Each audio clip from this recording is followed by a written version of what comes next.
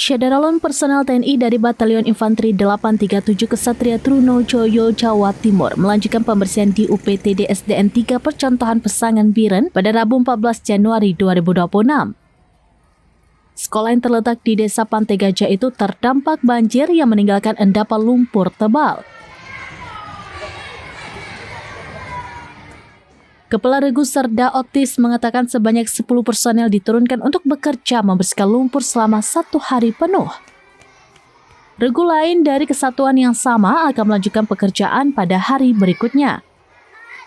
Kepala UPTD SDN 3 Percontohan Pesangan, Niserina, menjelaskan ketinggian air banjir sempat mencapai 1,5 meter. Setelah surut, lumpur setebal setengah hingga 1 meter menutupi ruang kelas dan halaman sekolah.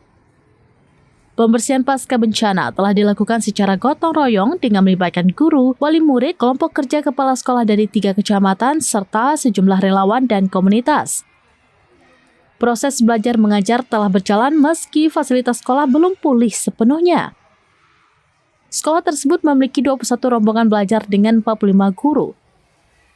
Nisrina menegaskan bahwa kegiatan kebersihan ini juga merupakan bagian dari pendidikan karakter bagi peserta didik. Udah DRP, SKP. Kondisi sekolah kami dengan berbagai fasilitas yang kurang lebih sudah rusak akibat banjir bandang, dan alhamdulillah anak-anak dengan 21 rombongan juga sudah aktif sekolah seperti biasa. Dari Biren, Yusmadin Idris, Rampinis.com.